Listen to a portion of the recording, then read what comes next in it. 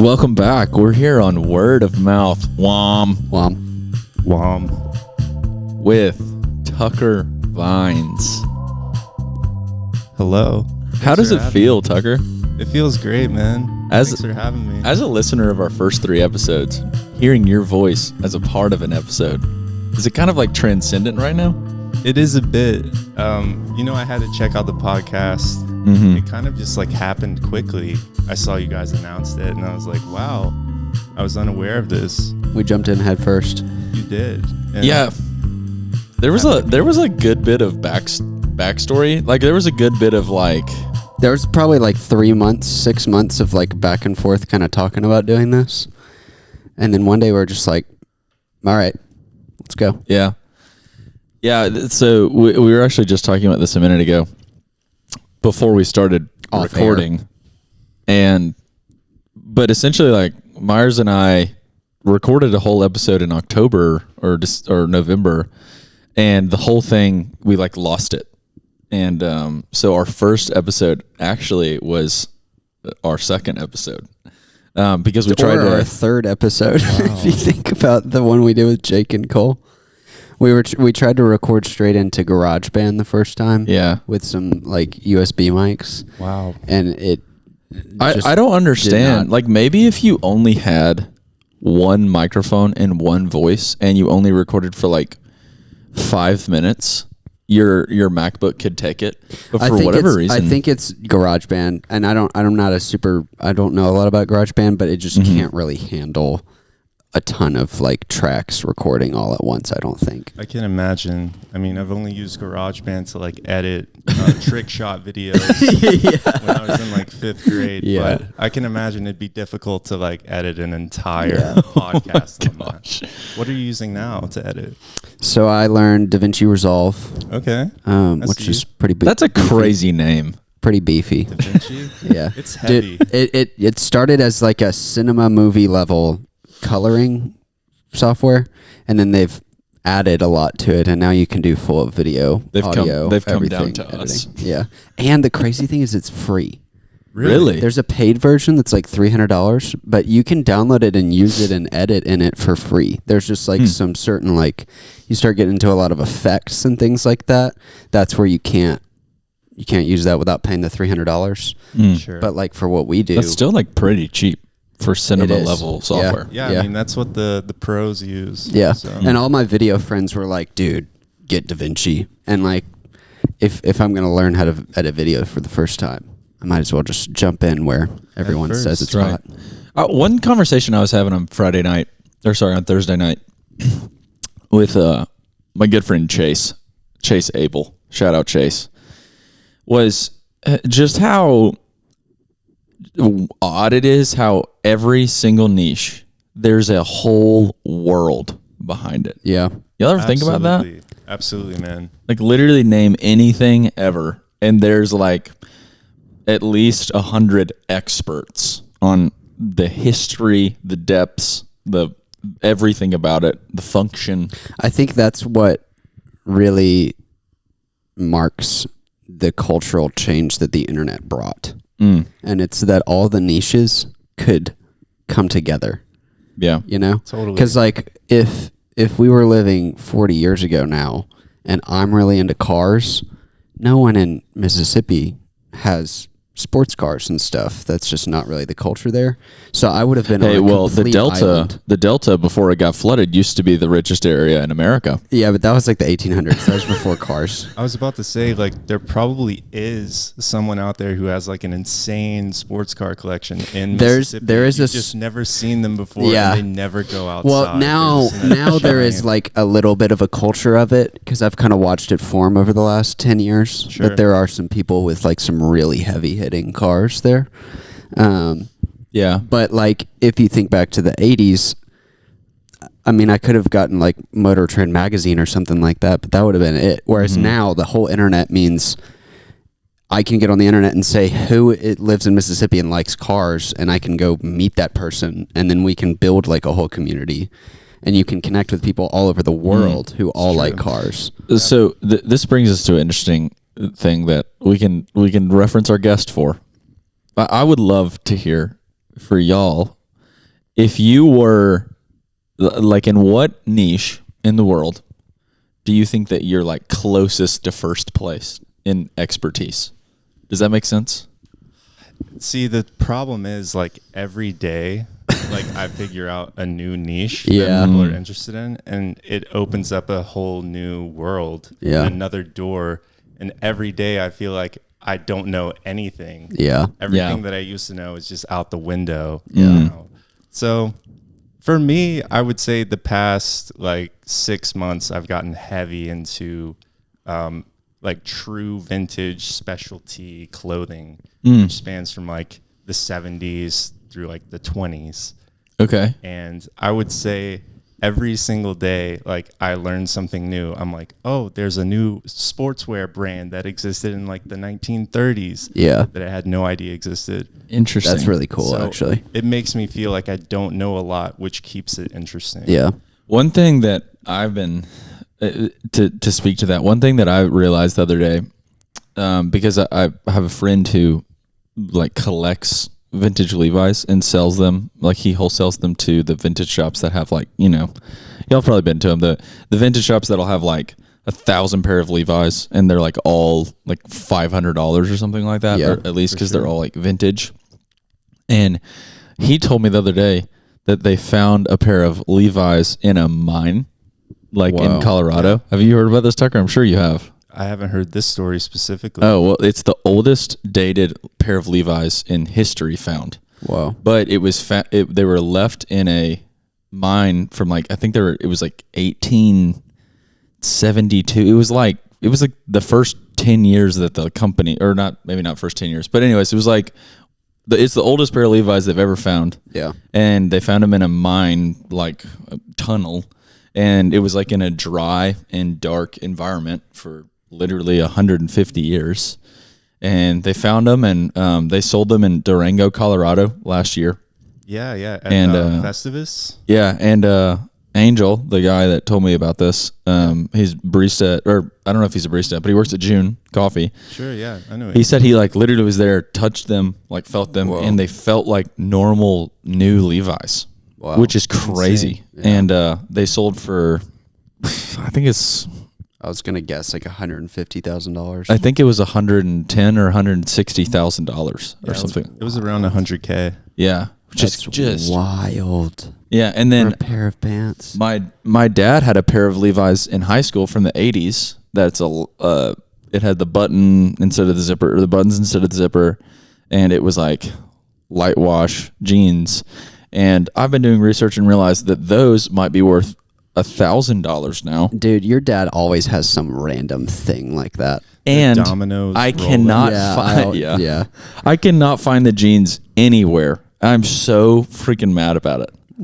Like they never fit me, and I always wanted them to fit me. Yeah. And I knew that like vintage, I don't know why I never thought about that. Like you could easily sell a pair of vintage Levi's, but your dad probably has some crazy like vintage Alabama stuff, vintage pants, like random things like that are worth like a lot of money. Like his Domino's Rolex. For our listeners, I don't know if we've talked about this, but Shane was like the number one manager of like some certain Domino's something in like the 80s, 90s. Yeah, so do you want to hear, do you want me to tell the whole story? Yeah, divulge a little bit. All right, so Shane, my father, was born in Montgomery, and then he moved around Alabama, and then he ended up being back in Montgomery for the end of high school. He went to, so his high school was Jefferson Davis, I think. It was one or the other. His high school was Jefferson Davis, and his rival high school was Robert E. Lee. And this is just a fascinating thing. Both of those people were the two presidents of the Confederate States of America. Wow. And both of those schools were by no means, they were definitely majority minority when my father was going there. So it's kind of ironic. It's just kind of very ironic. And both of those high schools got their names changed last year or 2 years ago. And my dad's high school's name got changed, and it's like an acronym of three people's names. So it's like JDRWMC or something. Like, Oh yeah. and because they couldn't pick like one Yeah. prominent historical figure, they had to pick 3. So it's just funny. But anyways, that's a side tangent for sure. But anyway, so he graduates high school, and I think he went to Auburn University Montgomery or something for one day, and he was like, "This ain't it." So he He made it one day. yeah, I think he literally so was. sick. He was like 20 minutes into his first class, and he was like, "Nah." So That's crazy. he leaves, Legend. and like, which just that was way before dropping out was cool. Like, Yeah. it's just kind of wild that he Yeah. did that. And I don't remember what he did at first. I think he did something else before he joined Domino's.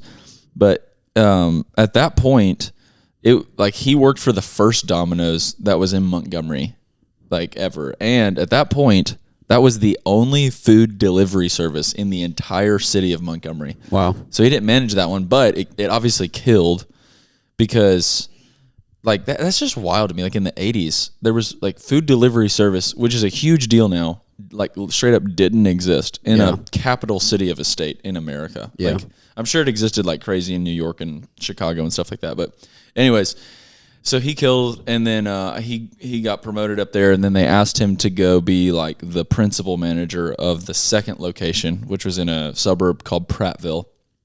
And then so he moves up there, and and Prattville's like, I don't know how to explain this. It's like Prattville's like half the population of Montgomery that would be ordering delivery pizza would order there instead of South Montgomery where he was working before. Shout out to our friend Bonnie from Prattville. Yeah. So then like really close to Wetumpka. So shout out Alex Snell. Big ups. But anyways, sorry, Myres, that you don't get that. That's a Tucker and I inside joke. That's from okay. You can be the friends past. with other people outside of me, and I don't have to understand everything. We don't That's have right. to loop Myres Not everybody has to understand everything. Not everyone has to be in the loop. No, so he like I feel like this has to go to the explanation is necessary for all this stuff with like my dad's story in order for it to make sense. But if you think about it, like, you know, in like freaking Michigan or Philadelphia or like Denver, I mean, like Domino's franchised and they opened like 15 locations immediately. Yeah. Totally. But in Montgomery, it was such a small market that they didn't take into account like the obesity and the insane indulgence in consumerism that Alabamian like parents have. Makes sense. So like these, like obviously, so they started this pizza restaurant that delivered called Domino's, and my dad like absolutely killed it. And it was like, obviously my dad had to be able to scale it, and it took a lot of skill and stuff, but that is why my dad was like the number one producer in the country. It was either for that month or for that year. I can't remember. But I think it might have been a month. I also heard that he was the fastest pizza maker in the world. I think it was America. Yeah, my dad also competed in a competition at that I'd point. never Just knew in that. America, he would probably definitely lose in Italy or something. Italy. Speaking of worlds, there's probably a whole freaking world. Yeah. There's like a Joey Chestnut in pizza making. But in the U.S., that's still pretty insane. Yeah. Yeah. And It he was rewarded with this limited edition. Oh yeah, so limited issue. Rolex doesn't do these anymore, so that's why it's worth so much now. But at that point, Rolex had custom like watches they would do like for promotionals for companies, like large companies. Yeah. So my dad has two things. He got a Hermes tie, which is a Beautiful. How much is a tie from Hermes, Tucker? You're more into designer than I am. I have no idea. On the vintage market, I'm sure a Hermes tie would go for like $200-$300. Yeah. So my dad got that, and that was an Atlanta Braves Hermes tie, and Hermes does not do. So specific. Yeah, That's crazy, actually. Hermes does not do Atlanta, but my dad was just like, well, I'll get the Braves one. I don't care, because he Yeah. doesn't freaking know what Hermes Yeah. is. That's so sick that like a Parisian company was like, yeah, we got the Atlanta Braves. Yeah, they had like an MLB like collab. That And year. back in like the 80s or 90s or whenever. I would have loved to see that storefront. Yeah. Just the retail experience in the Yeah. 80s, having all those MLB teams in such a luxury. Yeah, it's such an interesting. Yeah, and It'd be like a crazy cool collab now, but back then I don't even know what that just contextually. You just think about like just like Seinfeld. Like I don't understand like how what world like that's Seinfeld's the only world where that like kind of crosses in my brain. But anyways, so my dad was the #1 producer. I guess 2 different months, and he was like, I want the Atlanta Braves Hermes tie on his like pamphlet he had to choose from. I guess, and he got a domino. He got a Rolex, which is it's a Datejust. It's a what's it called? Datejust. It's a Datejust. It's like the lowest level Rolex. The base Rolex with a Domino's logo on it. And I wore it. I've worn it 2 times in my life: prom and my wedding. Yeah, those were the only 2 times. I don't know if I knew that. I just love that in your wedding pics. Like every now and then you just see like Domino's Rolex. It's such a subtle flex, honestly. Yeah, it's pretty funny. Okay, Tucker, we've talked a lot. I have one more Rolex story. Okay, Jody. Yeah, lost her Rolex playing golf the other day. Jody, our friend, she was playing golf with her. That's okay. Her dad can buy her a new one. Yeah, well, her dad bought her the first one, but the nice the Rolex, she took it off because her hands were cold, or she was playing golf with her boyfriend. I can't remember. You never take it off. Yeah, I know, and it fell out of her pocket or something. Yeah, onto a golf course. Somebody on a golf course got a Rolex. Oh my gosh! Could you imagine hitting into the rough and walking over there and being like, "Oh my gosh!" There's a Rolex on there. Jody, if you're listening, you got to be more careful. Come on, girl. I would love if Jody listened to this. I don't know. She's about to do a long road trip to. Maybe she will. She's moving to Raleigh in like next week. Yeah. Well, she won't listen to this one because this one won't be out in March. Yeah. In 4 months' time. Yeah. All right, but what were you gonna say, Myres? I was just gonna say, Tucker, we've talked a lot, but we haven't really given context for who you are. Would you want to inform our listeners on, kind of what they should know about you? I'm Shay Fonfon's #1 fan. I'm a proud owner of a storage unit now. Come on. Wow, I didn't know that. And I just discovered the New York Times fun game Wordle. Wow. Oh. You just discovered Wordle? I did. You didn't hop on the train like 2 or 3 years ago when that was like a really crazy thing? Like that's kind of how things go for me. Like I skip trends because I'm not really into it. And then like 2 or 3 years later, I catch the tail end of it. So like I'll probably download TikTok like any month now. Yeah. So did you know what Wordle was before? So I had been involved in other people's games before, like they would. So you at least like knew what it was, right? I knew of it, but I never like sat down and was like, "I'm gonna play Wordle today." And by chance, Eliza and I, my girlfriend, flex, huge flex. We sat down one day and we were on New York Times and we started playing the game. So now it's a daily routine. Okay, let me ask you this: have you played the Crossword Mini? I have. It's a favorite. And then have you played Connections? Yes. Okay. That one's a bit hard. It is hard. Me and Claire, we're a little bit off of it right now, but for the last like probably 2 or 3 months, every single day, at some point throughout the day, you just get 3 texts back to back from one of us to the other, and it's us doing all 3 of those in like so 5 nice minutes. To play with someone. It is. It's really fun. It's very exciting. Yeah. I can't relate at all. It's just like a tiny done this. A little bit of competition. Eventually. A little bit of competition between you and the missus. I do love crosswords. I love a good the crossword book. Mini because it only takes like, if you're good at it, it only takes like 2 minutes max. The giant actual New York Times crossword is just so confusing. Like you have so much. You have to commit like a lot of time to sitting there and figuring it out.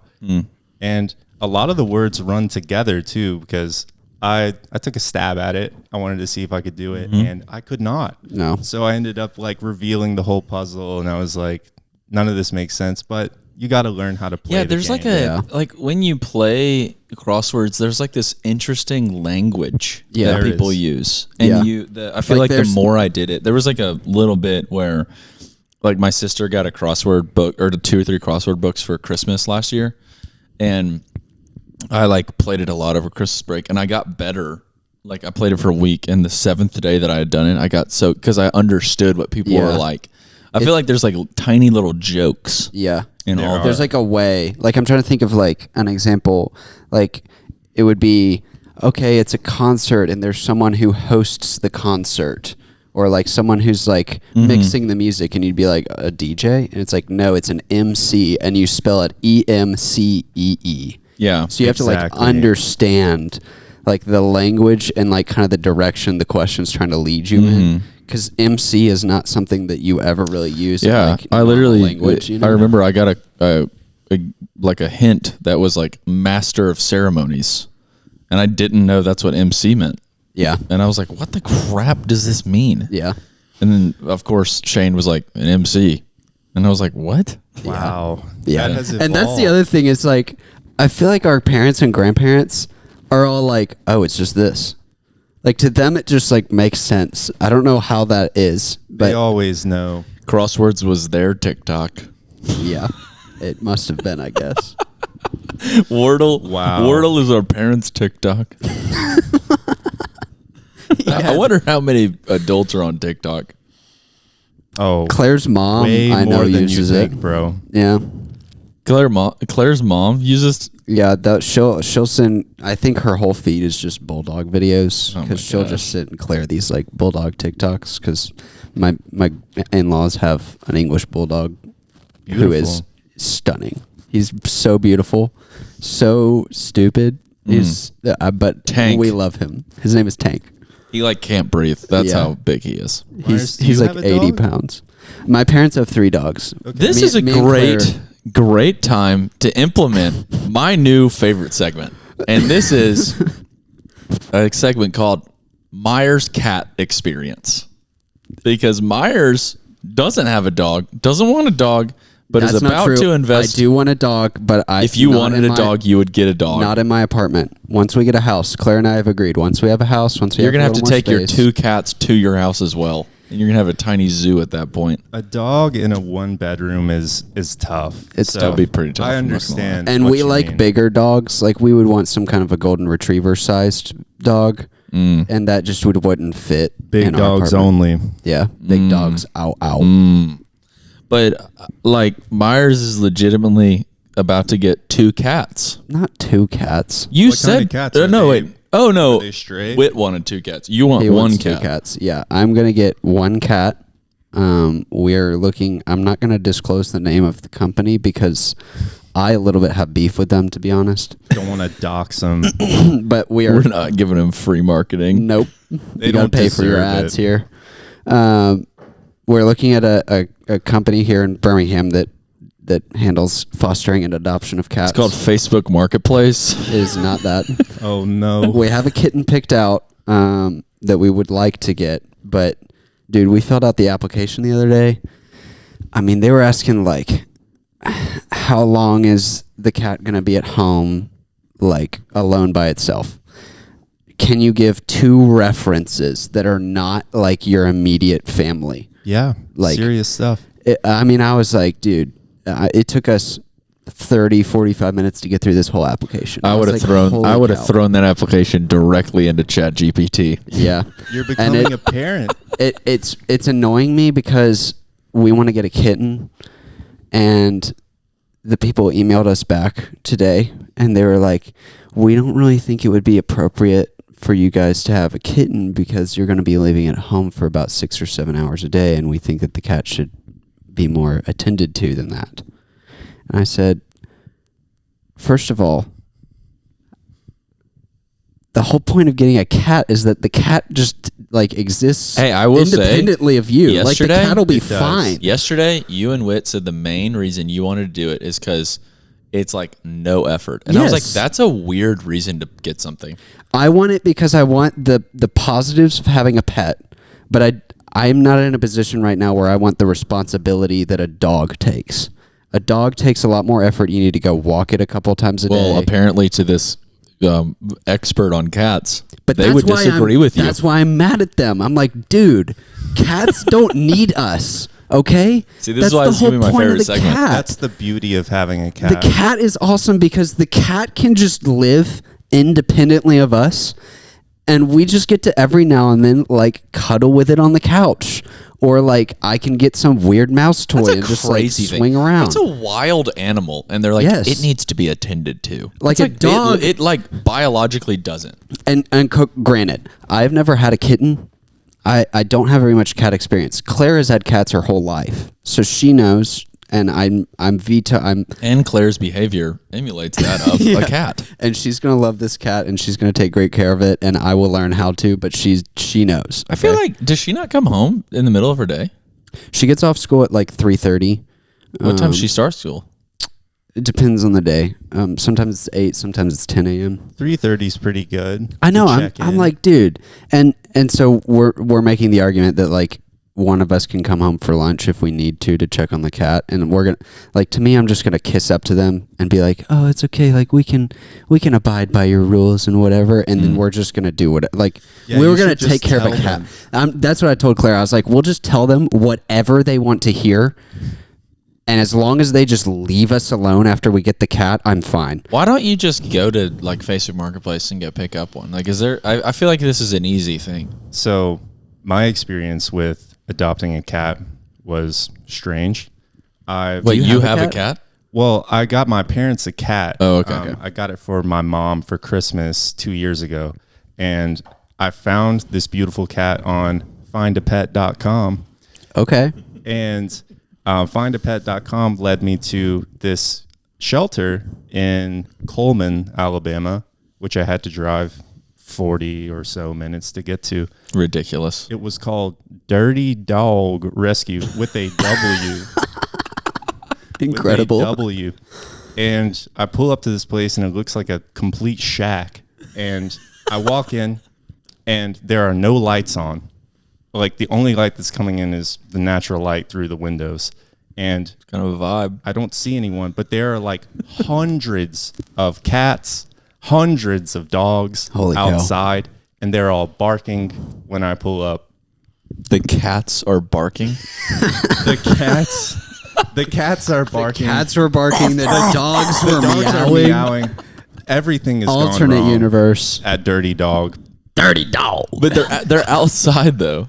Some of them are outside, some are inside. Or are they just like and they're- meandering, or are they like in cages or like boundary So areas? on the inside, the cats were in cages.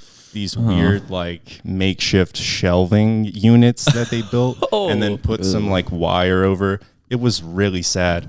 But anyways, I find the person who's running this joint and she starts like telling me about the place or whatever, and we eventually find the cat that I want to adopt, and she hands it to me. And she was like, here you go. And I was like, any paperwork that I need to fill out, like to ensure that I'm fit to take care of this animal? And she was like, no. She was like, we have so many pets right now. We And then just need to offload. We just need to get them. She's like, you want another? You want another? She started crying when she gave me the cat and was like, I rescued a pet snake the other day. And I was like, oh my gosh, like, what have cow. I gotten myself into? So I had to like sit there and console her for like 20 minutes to ensure that like everything was going to be all right. Mrs. I was Dog. I was like, no, you're doing a good thing. Like you're rescuing so many animals. I was like, I promise, like I'm going to give Also rescued Sebastian a good home. Yeah, rescued a snake. Rescued a snake Like- out of a ditch. That's not a pet snake. That's just a snake. Snakes are just snakes. Exactly. And they just go and be wild animals. But I ensured her that I would tell the community about Dirty Dog. So if you guys need a Hey, well, honestly, bro, for real, out. just go up to Col- and you know, There you you got to go. go to places like that in order to have experiences that easy. Like Yeah. if you like stay in Birmingham, things get like. Well, probably necessarily hard. I was about to say unnecessarily hard. Yeah. If you just gave cats out for free, there'd be a bunch of stray cats Well, like everywhere. this company, my brother-in-law has him and his partner have like been little cat fosterers in the past, and this is the company they worked with. So we were like, oh well, you know, we'll work with this company. They know my brother-in-law, like easy one and done. And it's just simply not that. And that's been my cat experience so far. Well, see, this is the premise of this segment is our listeners, and I think have a little bit of enjoyment finding, like when there's an opportunity to pick a side. You know what I mean? Yeah. Like and this is my thought. Myres shouldn't get a cat. Yeah. I'm going to be very open about that. That's going to be my side. But I'm open. If he has a good experience, I'm open to understanding why he did it. This is honest communication. But Yeah. Myres really wants to do it because of this absolutely bogus reasoning of it's just not time for a dog yet. So, Dude, that's real. That's real, it's like it's sound logic. I'm not saying the logic is wrong. I'm just saying that when the dog comes along, those poor cats. That's how I think about it. No, they can. Because cats live, dude. I got can my cat when I was in coexist. 6th grade, and it's still alive. Yeah, they live forever. Yeah. Another thing, I have way more pet experience than Steven does. Are you kidding me? I just told you I've had a cat for like 14 years. We've had. I want to Your say we've had parents breed 8 dogs. I forgot about that. Yeah, we bred dogs for a while, so we had a bunch of dogs for that reason. But not counting the puppies that we bred, I think we've had maybe 8 dogs throughout my life. We've had probably 5 cats, which I know I just said we didn't have cats. When we moved to this house that my parents live in now, they had 2 cats there already, and so we kind of just like took them on. And then we've gotten 2 more cats. Like one of them died. The other one kind of is around, but is older. So then we got 2 more cats for my grandmother to take care of. Wait, when did you move there? Didn't you move there When I was you a were senior in high school, so 2017. I did not know you moved to that house when you were a senior in high school. Yeah. I thought you moved into it when you were like 8th grade or something like that. No. So we anyway, we've had a ton of animals. We've had like hamsters and guinea pigs and turtles, and I've had so many animals. Steven has had 1 cat. I've had 1 cat, and to be honest, I'll reveal my bias. I didn't realize I was allergic to that cat until I got that cat and it came home. Yeah. And now I legitimately had an allergic reaction to my cat on Christmas Eve this year too. So there's another bias. Yeah. So I'm pretty anti-cat at the moment. Yeah. But I did go over to Josh and Allie's house the other day, Josh Jones, and previous guest, friend of the pod. And it was a pretty pleasant experience. The cat was Super very sweet. chill. Yeah. The cat was very chill. Where did they get their cat from? Their cat showed up at their back door and walked up to Josh and just started cuddling up on him. And that's what we like to call the cat distribution system. And the cat distribution system chose Joshua and Allie Weisgerber. Sorry, Well, Jones, there's a cat Jones. on my front porch every morning asleep. Thanks, Todd and Carolyn, my neighbor, who feeds cats in the neighborhood. Yeah. Because my house is the first house in the neighborhood that gets sunlight, and cats love sunbathing. They just like chill and fall asleep in the sunlight. So every single morning, dadgummit, they look cute when they do it too. I walk out and there's 2 cats curled up, just chilling in the sun, asleep on my house. There's been Adorable. a cat. There's been a cat behind Peacock Insurance office recently who will Kitten or cat? full-grown cat, who will curl up in the leaves in the sunlight sometimes because it's been really cold out lately. Right now it's January, so Yeah. So speaking of pets, this is Okay. a question that I asked recently to someone, and I would love to hear your thoughts. If you were a dog, what kind of dog would you be? What do you identify? That's a great question. I think I would be some kind of like an Australian Shepherd or like a Border Collie because I'm kind of small. I'm medium sized. Yeah, it makes sense. But so much energy. I have a lot of Australian energy. Shepherds are like, That's cool. when you wear them out, Australian Shepherds are amazing dogs, but it's very difficult to wear them out. Yeah. And I think that like I love watching the videos like of guys on mountain bikes riding through Colorado with their dog like Just running ahead of them. sprinting. Like Yeah. that looks awesome and I would want to be that dog. Oh, man. Well, Tucker, you're 1,000% a Great Dane. Yes. I do identify with the gentle giant dog Yeah. breed. Well, but like Yeah. an older one, though. You know what I mean? Because Older and wiser. Also, let's go ahead and let the cat out of the bag. Tucker at one point was the number 1 recruit in the state of Alabama for his age group in basketball. Wow. briefly. That's wild. And then he tore his ACL 6 times. Is that cow. right? That's an insane amount of times to tear your ACL. Oh, sorry, you tore No. tore your ACLs a total of. I've never torn my ACL, but pretty close. I tore my patella. Oh, okay. When I was in 9th grade, and then after that, the injuries just sort of occurred around that injury. Yeah. So- because once there's one weak part, it puts more stress on all the other parts of the tendons and the Exactly. muscles. That's metaphorical, and bro. Everything. For sure. Yeah, I had to give up playing ball when I was in 12th grade. That's tough. I, man. Oh, I man. was told by the doctor, actually, which is why I have to be so careful these days, is I have the knees of an 80-year-old man Goodness. because of severe arthritis, which is Wow. why I got into cycling Yeah. and walking, because those are like low impact Yeah. activities for me to do. But yeah, It is crazy for you being probably the out of every friend I have, being the most like medically limited athlete. medically limited. Is that is So that a sick. politically correct way? I don't know. Sure. Sure, handicap. Yeah. You're definitely not handicapped, but you're pretty close. Like that's they so literally true. told you if you tore it one more time, they like couldn't put it back together. Well, they were like, well, here's the thing. You need a knee replacement, but we don't want to do that to you until you're like 40. So just take it easy out there, bud. Nice. Thanks, doctors.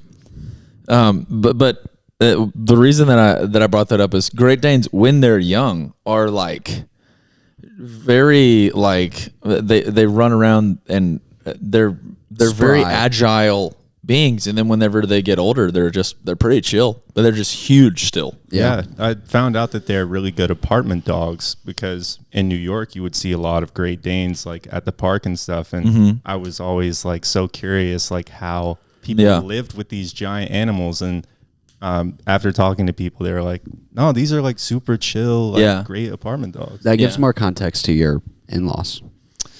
Yeah. Because we thought they were crazy for getting a Great Dane with their apartment. Yeah, they got the crazy part is they moved to a home. Actually, Raven is their Great Dane's name. I think it's a she. This is And- Gracie's sister. Yeah, and it's a brother-in-law. gray Great Dane that is like purebred. I mean, it's ginormous. And I have whenever that dog was like a puppy, I don't know what was going on, but I've never been around a dog. I've never been around a puppy that had such large paws, and I've never been around a puppy who was more like clumsy because it grew so much. Yeah. Sure, this sounds exactly like me. And then, but now they live in a house on like a little bit of land in Maryland, and I think the dog's like begun to chill out. But whenever they lived in the apartment in Durham, the dog was just like crazy. Like it had what's it called whenever they sprint around? The Zoomies? zoomies. Yeah. You get the zoomies bark. All the Dude, things, a Great Dane doing zoomies has got to be pretty scary. just to be honest. sliding and slipping. I You mean, gotta watch out. it's dude. like a baby deer, like legitimately. Yeah. dangerous. I have Steven, no idea Steven, what dog would you be? Uh, I'm thinking of what kind of dog you would be. I mean, like a lab. I don't know, like just a very like Something just chill? a blonde lab that's Yeah. like old and chill, Could like a I kind of thought about maybe a golden doodle. Oh, shut. And the reason up. I say that, Because I just is- like jump up and High down all the energy. freaking time. no, the reason I say that is blonde, shaggy hair, Yeah, fun and friendly with everyone. that's fair. But the poodle brings in this little bit of particularness that Some you flair. kind of want to have things be a particular way. You're a little Yeah, the bit poodle more is like fashionable. I'm like a little you bit know? pretentious, and like people have like opinions about me. But that's why you wouldn't be a standard poodle because Exactly. you're way more friendly. You love people. I a could lot see more. Tucker being like a dark gray poodle. That's very like Could be. you know what I mean? My favorite dog ever, which is highly impractical to own, is a Newfoundland. Oh yeah, dude. They are these. Those are cool. Are they the Giant. ginormous mountain dogs? Yes. Yeah. Yeah. And they just have the saddest looking face. Yeah. And they drool all the A time. Newfoundland Yeah. would be I think that's what Iceland was called. Newfoundland. When before it was. If I ever lived in like a genuinely cold place, I mean, some of those mountain dogs are like my favorite. I don't have Insane. much experience Yeah. with them, but like a husky or like Yeah. a Bernese mountain dog, those dogs are freaking sick. Totally. dude. Like so cool. The Commodore as well. Yeah. The one that looks like a mop. Yeah. yeah. Those are so They're like cool. all those Yeah. dogs would be so high maintenance in those Alabama dogs- because you'd have to do Totally. so much to take care of them in I the bet those heat. dogs cost a arm and a leg. Well, Yeah. I've heard that they like roam for miles and then come back. Like it's good for their well-being. Yeah, to it would be just, so like, cool. Graze for miles at a time. It'd be cool to have like a Wow. ranch in Montana with just like a couple of those dogs that just kind of like Montana they just fever. kind of go off on their own. That's my Instagram Explore page. Just like Just a bunch of Newfoundlands. Newfoundlands like grazing in a field. Yeah. I watched some this morning. Dude, I watched a video. I came across an Instagram page the other day of this guy who had a sheepdog, and it looked like an Australian Shepherd and a Pointer together. I don't Yeah. really know what they're. Maybe sheepdog's like a breed of dog. I don't know. Yeah. But literally chilling on the back of a 4-wheeler, and then A 4-wheeler. yeah, and like just soppy and muddy, just Yeah. gross. It looked like somewhere in Amazon. Man, just got a package. Thanks, man. What'd you get? Gracie got Boston's, so I'm on. assuming they're those, but I don't know. Birkenstock Boston. Mm-hmm. Classic. Yeah, I know. But no, but this dog, like the owner standing there videoing him, and this dog's like gross, muddy on the back of this 4-wheeler, and then he's like, "Go!" And then the dog just like sprints. Yeah. And probably like a quarter mile away, there's a herd of sheep in a field, and then the 4-wheeler's parked at like a narrow kind of like fence, like gate. And so that the sheep will move into another field, and the dog, like literally within a minute, like within the length of this Instagram reel, had barked and gotten all the sheep to like run down to this fence gate and then Yeah. go into the next field. I was like, oh my, that was like the owner didn't have to do a thing. I think it's so cool when people train dogs to be like useful, helpful, almost coworkers, you know? And the two Totally. examples I can think of is like people herding sheep with sheepdogs and police officers with police dogs. Because the yeah. dogs are so obedient. But also like Yeah. the owners take such good care of them because they really depend on the dog. Like they need it. And it's this really cool symbiotic relationship. Yeah. My favorite dog is a mix between a golden retriever and a Siberian husky. It's called a Goberian, and it's just like a more blonde version of a Siberian husky. But I think those dogs they're freaking smart and they're so pretty. Yeah. To me. So that I really idea of want that would be- I want a Bernese Mountain Dog Poodle mix. A Bernie Doodle. I don't know what is a Bernese mountain dog? Is that like a? It's what was that movie? Do you remember the movie Beethoven? Yeah. Yeah. Okay. I think that was a Bernese Mountain Dog, wasn't it? So it's just like a straight haired I think so. golden poodle or something. No. It's like this big brown dog with like white and black features. Oh, cool. And they used them in like mountain towns as like rescue dogs. So like on the Alps, they'll send out the Bernese Mountain Dog to go save them. Yeah. Wow. Good sled dogs. I've heard, I've talked to my mom about it because, again, my parents bred golden doodles a little while. And the problem with Bernese Mountain Dog poodles is that the Bernese Mountain Dogs are huge dogs. And poodles, even if you get a large standard poodle, they're smaller. And so a lot of times these mixes, when they get older, will have a lot of health problems because it's a big dog kind of being fit into a smaller dog's body. Yeah, And so that's they the get really problem. uncomfortable and stuff. So then as much as they look cool and they're really pretty, I also don't I don't want to like perpetuate the creation of animals that suffer. Sure. I mean, those I don't know if giant, I'll ever actually get one. those giant dogs only live like 8 to 10 years. Really? Sadly. Yeah. They just can't keep up. Yeah. They can't. It's too much. They got 80-year-old knees at the age of 24 or Look at that. 25. Someone told me yesterday, they were like, I think you're going to live forever. And I was like, I'm not. I was like, I appreciate that. Yeah, people come up to me all the time and say like, dude, you're going to live forever.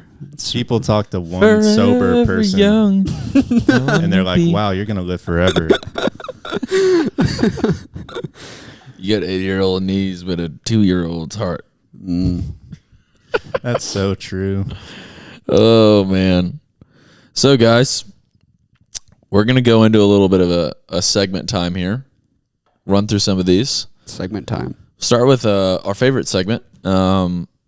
Or sorry, not our favorite. I say every single segment. Yeah, our favorite you segment. say that. One of our favorite segments, which is great marketing. Great marketing. So, Tucker, has there been in the past week of your life marketing that has caused you to have purchase behavior you otherwise would not have had? Good question. I get a lot of the same ads, but lately, within the past week, it has been J. Crew ads. I think I've kind of been like all around the surface of like J. Crew and Noah, that brand. And those ads have been popping up all the time because they're having like a massive markdown sale. Oh, But Yeah. it's good to know, actually. But the Noah branding is just so good, so Yeah. sleek, and it comes across like an image that you would just, hit the heart on Instagram. Sure. on. And that's what sort of like draws me in. Yeah. It's like a beautiful image. Not really supposed to be marketing, but it still like encapsulates the whole like feeling and mood of a brand. Mm-hmm. That's what kind of like pulls me in. Like I would also say like Our Legacy and Stussy, those brands like do a really good job of that. Also Comme des Garçons. But J. Crew mainly. Wow. Did you buy anything? I've added stuff to my cart for sure, Let's but I go. haven't checked out yet because the things that I want, they're not on discount. Sure. Yeah. I whenever I was in New York and you told me about the store on what is the store that your hat that you have Oh, Bowery. on Bowery? Yeah. Bowery. Like that it was like 3 blocks from where Grace and I were staying, and I went and I was like, oh, dude, get this hat. They have this one J. Crew's. It's like why is that storefront so popular? So that is the J. Crew men's shop. Oh, It's okay. on Bowery. And when they did the whole like creative direction change, Yeah. they decided to like completely revamp that store and made it more like a gentleman's like tailor shop sort of vibe. So yeah, it's the most like interesting shop that they have, I believe. Yeah, because all the J. Crew shops in New York were really, really cool, but this one was like definitely next level. An experience. Yeah, and I walked in, and Tucker has this really cool like hat from the time that he lived in New York, and I was like, oh, I'm gonna go get one, assuming $28.99. No, this hat $70. Dude. I was like, Never assume 28.9. I was like, hey, how much is it? And they're like 70, and I was like, and this is like it's like a nice leather, like strap on the back, but it's like a khaki hat that has a picture of a fish on the front. Yeah. And I was just like, oh, ooh, and like I was like, oh, I didn't know that, man. I'm so sorry, but like I can't. Like it was those moments, especially like when you're in New York and you're trying to like not come Be across as cool. like super lame. Oh man, that was a tough moment for me. But yeah, J. Crew. That's a great company to fall into a marketing trap with. They're doing some cool stuff. Yeah, they've got the targeted ads dialed in on me. Yeah. I think. I heard the other day that it's like J. Crew. Does J. Crew own Madewell, or is it Old Navy that owns Madewell? I don't know which brand owns which, but I think they all fall under like a similar umbrella. Like Yeah. same with Banana Republic and The Gap. Yeah. Yeah. So that kind of blew my mind. It also blew my mind the other day when I realized that Kava was the Zoe's Kitchen rebrand. Was I it think really? I told you that. Yeah. Yeah. Did you not know that? I don't think I knew that for sure because, strangely enough, my last semester in college, I had a Zoom call with the owner of Zoe's Kitchen. No way. And there was Like no only you or like your class? no. It was my class. Oh, I was like, holy cow. I was just Tucker's just chatting him up. I was building with the Zoe's Kitchen founder. Come on. But yeah, there was no mention of Kava taking its place. But I'm a OG Zoe's Kitchen guy, so love So it. I listened to a podcast that was about kava. I think it was How I Built This. It's like an NPR podcast about businesses and stuff. It's really interesting. But it was talking to the kava founders, and basically they started up in, I think, Portland or Seattle or something, and somehow or another ended up with the opportunity that they could buy Zoe's, which was crazy at the time because Zoe's was a bigger company than Kava was. Really? But Zoe's was kind of struggling a little bit, and Kava was like on their game. And we're kind of like becoming the fast casual like Greek place. Sure. And so they went through with this purchasing of Zoe's, even though Zoe's was like, I don't know, 1.5 times bigger than Kava was. And so they tried to kind of like fix Zoe's a little bit. Part of what they identified the problem was is their menu was a little scattered, because it'd be like, okay, this is a Greek place, but then they'd have like chicken salad and mac and cheese, and they were kind of like, Right. This is not really Mediterranean. And so they tried to kind of alter it and fix it and change it a little bit, and then it ended up, they kind of decided like, look, Kava's killing it. This brand is like established. So what we need to do is we really just need to like convert the Zoe's to Kavas, because we know this formula works, and we haven't figured out how to really fix the menu and everything for Zoe's. Sure. So slowly over time they've swapped all of them, and if you think about it, like the one in Homewood, the same location was a Zoe's, now it's a Kava. The one downtown was a Zoe's, now is a Kava. And that kind of like 2 and 2 together in my brain, I realized that. Totally. Because I think like with Zoe's, like obviously it was like started in Alabama. So I think there was a little bit of like Southern flair. Yeah. I didn't know that Zoe's was started in Alabama. It did. Mountain Brook. Actually, Yeah. How far were they? Were they all over I the think country? it was southeast. I don't think it went outside of the southeast, Oh, but I could have okay. been wrong. Yeah. It probably was only. Because I think Southeast. Kava's an Atlanta company, or is No, Kava is out of like Seattle, Portland, something up there. Pacific I've Northwest. never been to Kava because of my loyalty to Sweet Green. Wow. Mm. Wow. I feel like they're not competitors. Also there's not a Sweet Green here. Well, there's not, but there are 2 bowl places. Sure. And, you know, Sweet Green, depending on which offerings you choose, can lean more Mediterranean. And do you ever Yeah. go to Chipotle? You know, I went to a Chipotle recently and I was like, you know what? This isn't bad. Dude, Chipotle. I've been to Chipotle like 4 times in the past 2 months. I'm kind of feeling it. I'm kind of vibing with Chipotle lately. I go Yeah, I go in wave. It comes in waves for me. Every now and then I'll be like, dude, I gotta have Chipotle, and then it just happens. Sure. I don't really eat a lot of fast food, so Yeah, I feel like Chipotle is a little bit more elite, Yeah. if you will. it gets But- up into fast casual. Yeah, it's all the same. It's going up above. Dude, it's crazy to me. Like Taco Mama is opening up all over the place, like Yeah. all over the southeast. I heard this on a previous podcast. Yeah, that's we like did kind of wild. discuss it. There you go. That was the poll on the last one that came out. Yeah, Oh, do you guys like Taco Mama? Like we actually had this conversation because we were like, "What would you answer on?" Like, did you answer the poll on the Spotify podcast? I did not. What if you were to have answered? What would you have said? What was the question? It was like, "Do you Taco Mama, yummy or no? I think yummy. see?" I think depending on Yeah. the time and place, like it could be the perfect meal for you Yeah. at that time. That is the best way I've ever heard it explained. Yeah, Depending on the time and place, it could be great. Like I went, like for example, Annie Strawn, my wife, her best friend, it made it sound like Yeah. that Annie Strawn was your wife. my wife's best friend, Annie Strawn, Yeah, was in town, and Annie like went to college here, and now she lives in Raleigh, and is an NC State Wolf. Come on. It's the Wolf Pack, so I guess that means she's a wolf. yeah, sure. She's in there for grad school. So anyway, she comes back periodically, and like she comes back, and then she wants to try all the new things, but all the new things have like weights, and it's like Yeah. hard to get reservations and all that stuff. And this is like the 6th time she's came back and visited since she like has been living in North Carolina.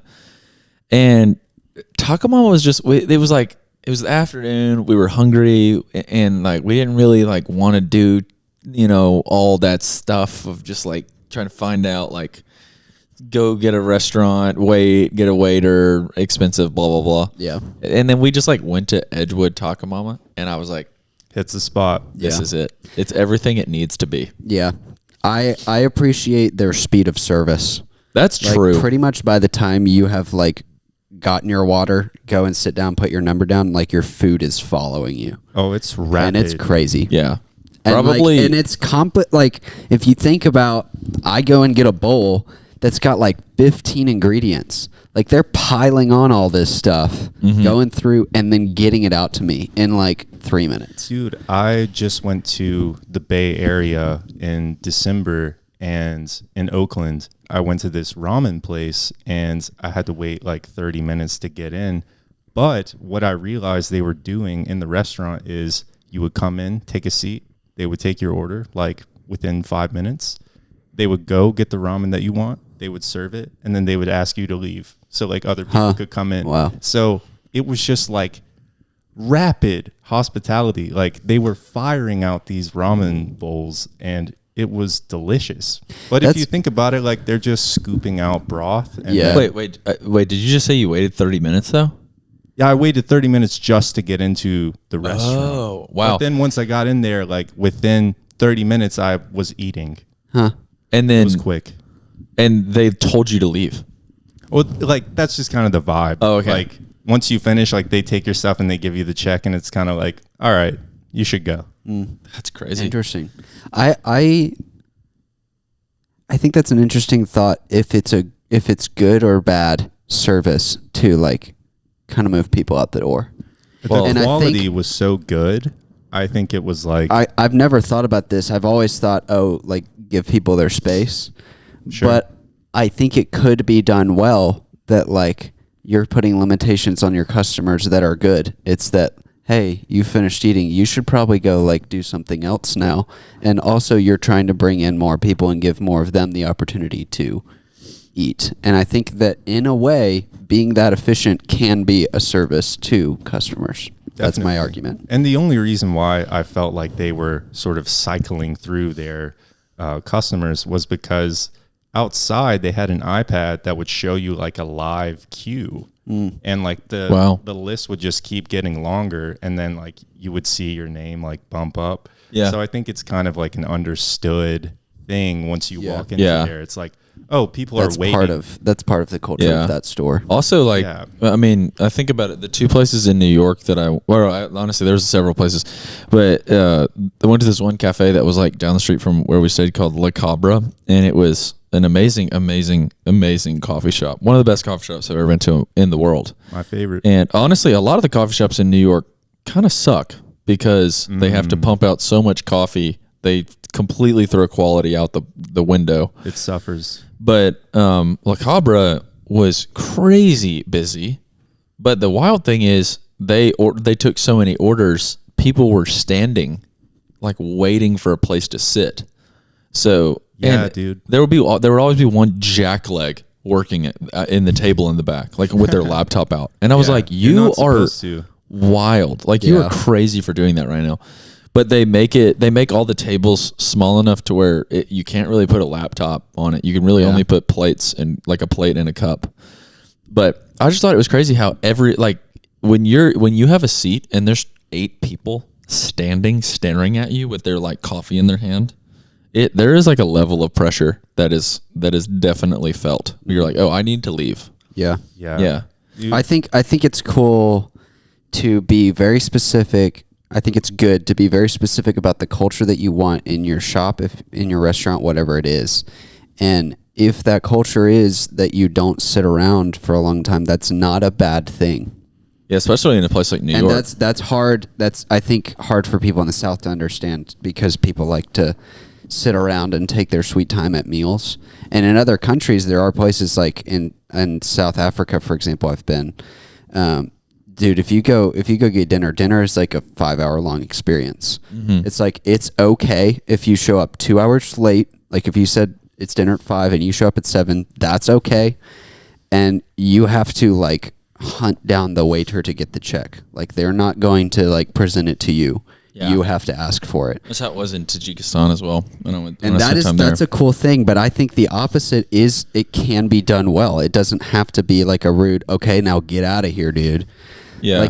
Like limitations like- can be a good thing. Yeah, if you're chilling in like San Francisco ramen place and there's 30 people outside waiting, there's a necessity to that. Yeah. But it's like, how do you? But if you're, chilling at, I don't know, somewhere in Birmingham, Chez Fon, which is, I don't know if all of our listeners will know what that is. Will you give you said that you're their biggest fan earlier. What is that, Tucker? I mean, they just nail it every single time. Like It's a restaurant. The restaurant. Yeah. Chez Fon is a French restaurant in Birmingham, Alabama, in 5 Points. The only good thing in 5 Points. Yeah. I mean, yeah. Ever since the Waffle House left, it's the only good thing left. Yeah. I'm an Insomnia fan. I'm a Jimmy John's fan. Are you? Everyone loves Jimmy John's. I'm not. I've eaten there one time in my life. I also haven't been to Insomnia in years, so I'm kind of a fake fan. But I'm a fan of. Well, the heads who circulate 5 Points also know Surin. Oh, yeah. That's a good one. It's a great one. Jim and Nick. Dude, I heard someone died. Stop. My pal was at a Jim and Nick's, that one specifically, and someone died while he was Inside. there. Yeah. holy cow. Yeah. Like from food or like just like he had a heart attack? I think some like homeless person was in the bathroom in there and they like OD'd or something. Oh, but dude. he was like, yeah, it's cursed. Like That- 5 Points is such a can't strange place. I don't understand like all of let's see, the people who like live in downtown Birmingham but do not have traditional homes. They all hang out there. dude, yeah. I don't And know. they are the loudest in terms of like asking you for things like Yeah. money or like straight up like cigarettes Yeah. or stuff like that. And it's a really like kind of lousy place to go to now because people just ask you for stuff the whole time that you're walking around. Yeah. It's just a strange environment, but it has potential of being like a really cool corner of It's Birmingham. also really strange because if you drive up the hill for 2 blocks, there's like $800,000 townhomes up there. And then if you keep going, you get to the hospital and like the middle of downtown is lively. And there's plenty of working professional people around that are spending money and being respectful of other people around them. Mm-hmm. And then you keep going past that and you get past like where Shipped is and stuff like that. And then you get to that park over there kind of before you get to the BJCC. And then What's the name of the park? Lynn Park. Lynn Park. Yeah. And then there's another that's another population of people who don't have houses for the most part, I assume. And that park that's across from the Civil Rights Institute. I don't remember the name of that one. That's another area where they hang out and seem to congregate. 5 Points is the Wild West, though. And I feel like if you're not from Birmingham, I don't know if it's like the city of Birmingham is like running ads or something for 5 Points like online when you're like things to do in Birmingham, Alabama. Yeah. Like people just flock to 5 Points Yeah. for some reason. Like several people that I know that have moved to Birmingham in the past like year have moved to 5 Points. Interesting. And they're like, I didn't know where else to go. Yeah. I was like, literally anywhere. Literally anywhere any else. other part of town. That's crazy, bro. Hey, well, let's transition off of. Oh wait, sorry. So Chez Fonfon's a French restaurant. They have the best steak frites I've ever eaten in my life. They have the best menu, man. They have pound cake. They have straight up pound cake. That's the best pound cake I've ever had. Like just normal stuff. They absolutely. I've heard their best. burger is crazy. Their burger. Our pastor at church is always talking about the burger at Chez Fonfon. Absolutely, man. Crazy. I have tried to go to Chez Fonfon. I've known what it was since I was a freshman at Sanford, which was 2018. It's now 2024. I've never been. I've tried to go at least half a dozen times, and each time I try and go, it's like 2 days before, and you just can't get in. 2 days before, you got to be like 2 weeks in advance. Okay, we're gonna go to Chez Fonfon. Like at this point, it's competitive with the older demographic. Yeah. All those Mountain Brook families that come over the hill for dinner. Yep. know the owner or something. I don't blame them. Yeah, Park, no, but park they the were G-Wag right out front. they've been open forever, and they've been doing the farm to table thing. From my understanding, they were the first people in Birmingham to do the like go up to Coleman and get carrots from like a Alabama farmer, and like literally they buy directly from farmers, which is just pretty cool. Yeah. Their food tastes amazing. But I heard that Frank Stitt was like an apprentice or something for Alice Waters, who has a restaurant in the Bay Area called Chez Panisse, which is a super popular restaurant. That's cool. And Frank also spent some time in France cooking for like a couple years. So he's got the. It is he's got really the fascinating. chops. It is fascinating that Birmingham restaurant culture is so rich. It's quite good. And you have some really, really world-class chefs here.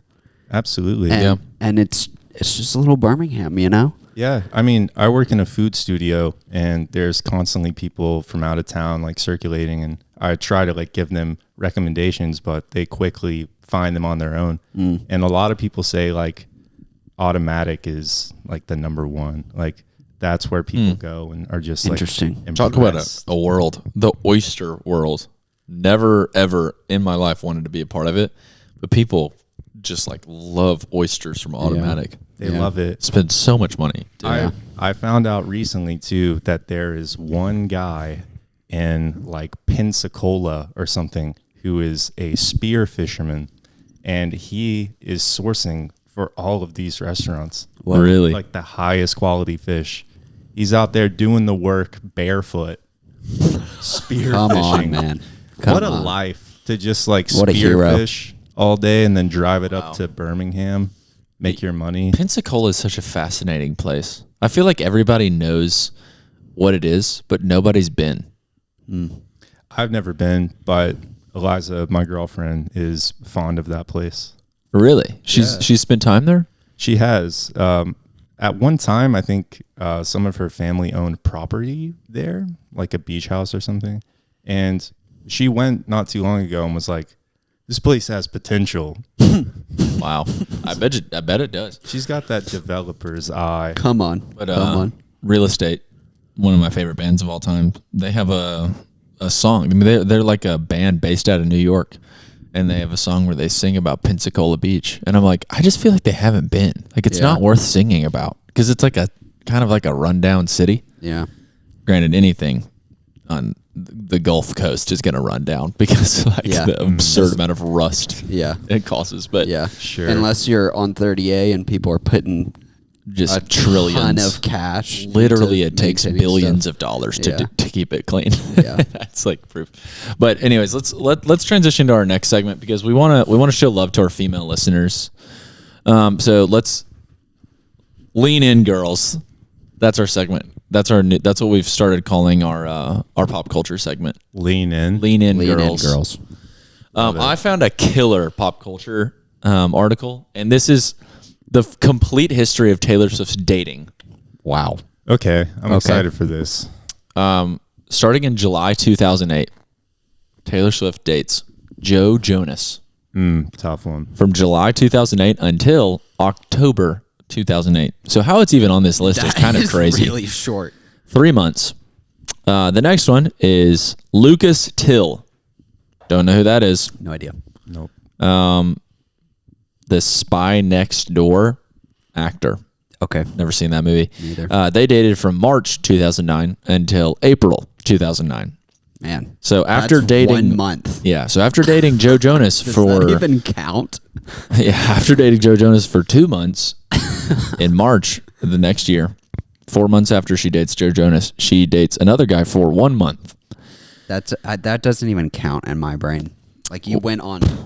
And then so they break up in April, and then in October of 2009, same year, she dates Taylor Lautner from October until December. That's such a hype choice. So she dates Joe Jonas for 3 months, this other guy for 2 months, and now she dates Taylor Lautner for 2 months at the end of the year.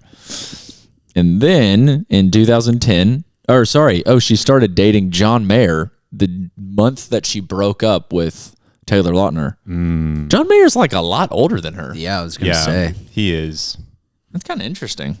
Wow. I don't think I knew that Swift they was dated. 18 when they started dating.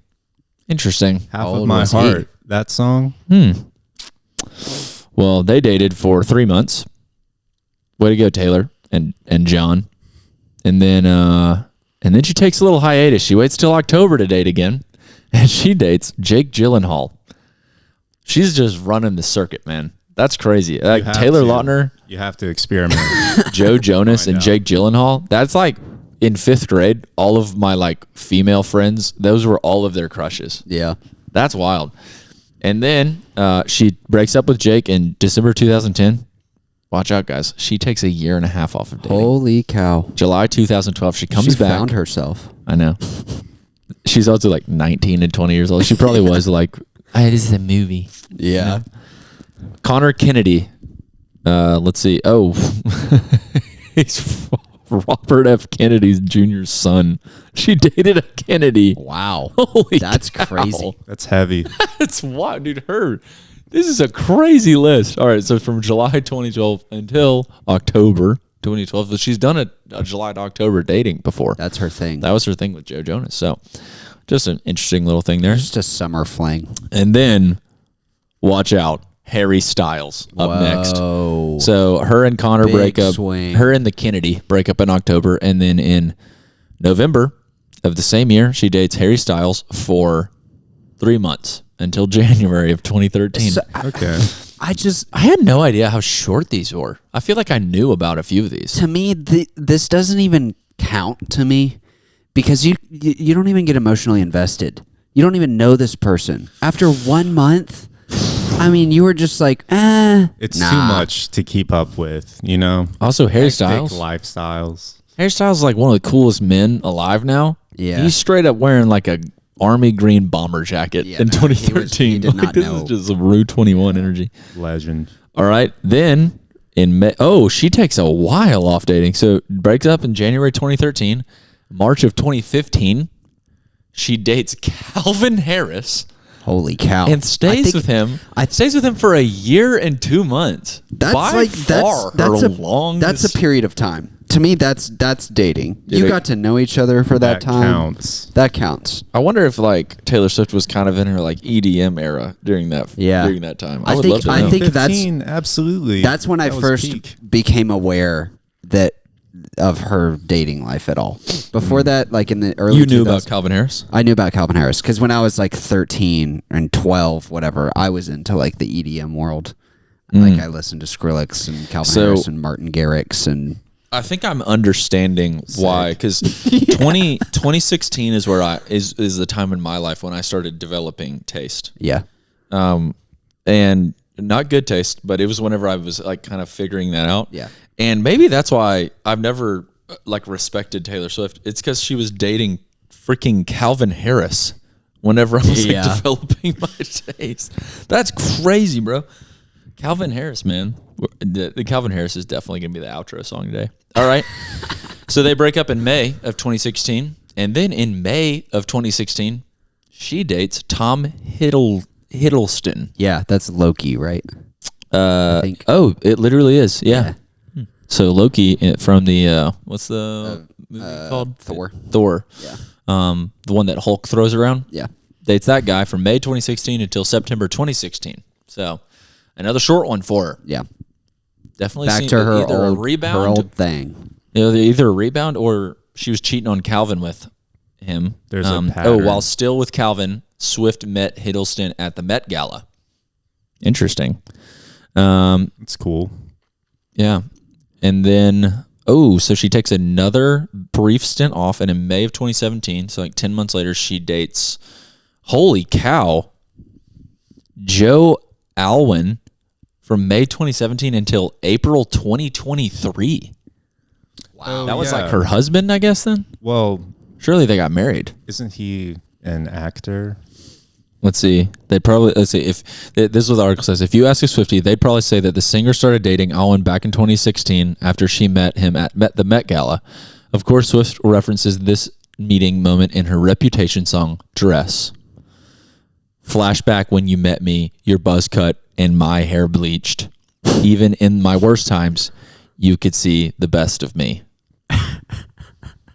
So good. Bars. But the pair's relationship wasn't officially confirmed until May 2017. Then, that December, they were spotted dancing in each other's arms at an Ed Sheeran concert. Wow. The man. Can you imagine, dude? So, yeah, I'm definitely kind of putting it together while I've never respected Taylor Swift. That's crazy, bro.